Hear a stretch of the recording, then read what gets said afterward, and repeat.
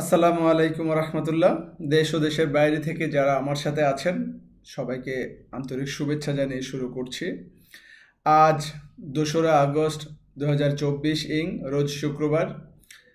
জুমার নামাজ শেষ করে আপনাদের সাথে আজকের বাংলাদেশের আন্দোলনের সম্পর্কে আপনাদের সাথে খণ্ড খণ্ড কিছু খবর আপনাদের সাথে শেয়ার করার জন্য আমি আসছি। আজকে সারাদিন বাংলাদেশের সবকটা জেলাতেই আন্দোলনরত শিক্ষার্থী, সাধারণ মানুষ একত্রিত হয়ে আন্দোলনটাকে সফল এবং সার্থক করার জন্য একত্রে অংশগ্রহণ করেছে। সবচেয়ে মজার বিষয় হলো সাধারণ শিক্ষার্থীর সাথে দেশের সাধারণ মানুষ, পেশাজীবী মানুষ, চাকরিজীবী মানুষ এবং সাধারণ মানুষ, এক কথায় আমাদের দেশের আপম জনগণ ছাত্র আন্দোলনের সাথে একত্রতা পোষণ করেছে। একই প্ল্যাটফর্মে দাঁড়িয়ে আন্দোলনকে সফল এবং সার্থক করার জন্য সবাই একই স্লোগান নিয়েই রাজপথে আছে। সেই সকাল থেকে বৃষ্টি উপেক্ষা করে, আপনারা হয়তো দেখেছেন, বৃষ্টি উপেক্ষা করে আজকে সারাটা দিন আন্দোলনকে সফল সার্থক করার জন্য ছাত্র জনতার সাথে সাধারণ মানুষ মাঠে আছে। জুমার নামাজের পর বাইতুল মোকাররম থেকে মিছিল বের হয়, বিক্ষোভ মিছিল বের হয়ে বিশ্ববিদ্যালয়ের পাশ কাটিয়ে শাহবাগে অবস্থান নেয়। বাংলাদেশের বিভিন্ন জেলাতে বিভিন্ন আঙ্গিকে ছাত্র সমাজ আজ আন্দোলনকে সফল সার্থক করার জন্য একত্রতা পোষণ করেছে। এবং আপনারা জানবেন যে আজকে দুপুর 12:15 থেকে মোবাইল অপারেটরের নেটওয়ার্কের মাধ্যমে ফেসবুক, মেসেঞ্জার এবং টেলিগ্রাম আর চালানো যাচ্ছে না। এগুলাকে সাময়িকভাবে বন্ধ করে দেওয়া হয়েছে। তো সেই জন্য আসলে আমার এই ভিডিওটা আসলে আপনাদের সামনে নিয়ে আসা, কারণ অনেকেই হয়তো এই ভিডিওটা ফেসবুকের মাধ্যমে দেখতে পারতেন। ফেসবুকে আমরা অনেক নিউজ শেয়ার করেছি, কিন্তু ফেসবুকে যারা ওয়াইফাই কানেকশন নাই তারা সচরাচর আজকে দেখতে পারবে না, এটা হয়তো আপনারা জেনেছেন। তাছাড়া আজকের যেই সমন্বয়কগুলো ছিল, যে আমাদের 6জন সমন্বয়ককে ডিবি কার্যালয় থেকে গতকালকে ছেড়ে দেওয়া হয়েছে সুশীল সমাজের মানুষের আন্দোলনের মুখে, 24 ঘন্টা আলটিমেটামের মুখে কিন্তু ডিবি কার্যালয় থেকে আমাদের সেই সমন্বয়কদেরকে ছেড়ে দেওয়া হয়েছে। সমন্বয়করা আসলে গতকালকে অনেকেই ব্যক্তিগত ফেসবুকে অনেকভাবে আন্দোলন সম্পর্কিত তাদেরকে ডিবি কার্যালয়ে আটকে রাখার সম্পর্কে অনেক কিছুই বলেছেন, কিন্তু আসলে সেটা অনেক আমরা জানি যে আমাদের 2জন সমন্বয়কের ফেসবুক পেজ উধাও হয়ে গিয়েছে। সর্বশেষ আজকে আমাদের 6জন সমন্বয়ক সারা বাংলার মানুষকে ব্যাপারটা পরিষ্কার করেছেন যে ডিবি কার্যালয় থেকে তারা 27 তারিখে যেই বিবৃতিটা দিয়েছে, আন্দোলনকে সমাপ্ত ঘোষণা করেছে, সেই বিবৃতিটা তাদের নিজের স্বেচ্ছায় ছিল না, চাপে এবং প্রেশারে পড়ে তারা বাধ্য হয়েছে এভাবে গণমাধ্যমের মাধ্যমে, ভিডিও ফুটেজের মাধ্যমে আন্দোলনটাকে স্থগিত করার ঘোষণা দেওয়া।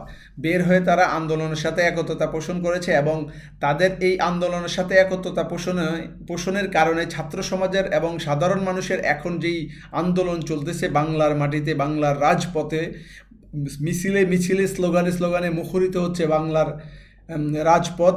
ভূমিকম্পের মতো প্রকটভাবে আঘাত হানছে ছাত্র সমাজ, তথাকথিত সাধারণ মানুষের সেই আন্দোলন আজকে একসাথে একত্রিত হয়ে বাংলার মধ্যে এক আলোড়ন সৃষ্টিকারী আন্দোলনে রূপান্তরিত হয়েছে। আপনারা জানবেন যে ছাত্র সমাজের এই আন্দোলনের সাথে সাধারণ মানুষ, শিল্পী সমিতি, যারা অনলাইন প্ল্যাটফর্ম থেকে শুরু করে বা সামাজিক সংগঠনে কাজ করে, বিভিন্ন নাট্যকার, চলচ্চিত্র অঙ্গনের অনেকেই এই আন্দোলনের সাথে একত্রতা পোষণ করেছেন। সবচেয়ে মজার ব্যাপার হলো বৃষ্টির মধ্যে তারা যে ত্যাগ স্বীকার করছে সাধারণ মানুষের, যেই লাশের, কেন ছাত্রদের বুকে গুলি চালানো হবে, কেন এভাবে স্বাধীন দেশের মধ্যে একটা দিনে দুপুরে মানুষকে এভাবে হত্যা করা হবে, এগুলার বিচার এখন আর মানুষ চাচ্ছে না। যে এখন আমরা সরকারের কাছে বিচার চাচ্ছি না, কারণ এই সরকারই এদেরকে আন্দোলনকে দমন করার জন্য নির্বিচারে গুলি চালিয়ে এদেরকে হত্যা করেছে। সো মানুষের একটাই এখন আক্ষেপ যে এই সরকারের আমলে আসলে মানুষ কখনোই সুখে শান্তিতে থাকতে পারে নাই, পারবে না। মানুষ সংস্কার চায়, রাষ্ট্র সংস্কার চায়, রাষ্ট্র সংস্কারের মাধ্যমে মানুষ দেশের মধ্যে শান্তি ফিরিয়ে আনতে চায়। আপনারা হয়তো অনেকেই দেখেছেন সারা বাংলাদেশে আজকে একযোগে আন্দোলন হয়েছে। আমি মনে করি আন্দোলন সফল হয়েছে। বিভিন্ন জায়গায় পুলিশ জাস্ট দাঁড়িয়েছিল, পুলিশের করার কিছুই ছিল না। শিক্ষার্থীদের প্রবল স্রোতের মুখে পুলিশ আসলে পুলিশ কিছুই করার ছিল না। বিশেষ করে আমাদের কুমিল্লাতে পুলিশ লাইনের সামনে ছাত্রছাত্রীদের যেই আন্দোলন, যে মিছিলের একাংশ আমরা দেখেছি, পুরো কুমিল্লা শহর স্তব্ধ হয়ে গিয়েছে। শুধু নট অনলি কুমিল্লা শহর, আজকে বাংলাদেশের প্রতিটা জেলাতে ছাত্র সমাজ যেই আন্দোলনে আজকে মানুষ একত্রিত হয়েছে, ছাত্র সমাজের আন্দোলনে, সেই আন্দোলন এখন রাষ্ট্র সংস্কার আন্দোলনে রূপান্তরিত হয়েছে। এই আন্দোলন চলবে। যদিও সরকার মোবাইল অপারেটর ইন্টারনেট বন্ধ করে দিয়েছে, হয়তো এখানে সরকারের বড় কোনো প্ল্যান থাকতে পারে, তবে আমি বলবো যে সবাই সবার অবস্থান থেকে, সতর্ক অবস্থান থেকে আপনারা চলাফেরা করবেন, এবং যারা দেশ বিদেশে আছেন তারা এই জিনিসগুলো আপনারা দেখেন। আমরা এই সংকট থেকে উত্তোলন হতে চাই, মানুষের নৈতিক অধিকারগুলো আমরা একত্রিতভাবে আদায় করতে চাই।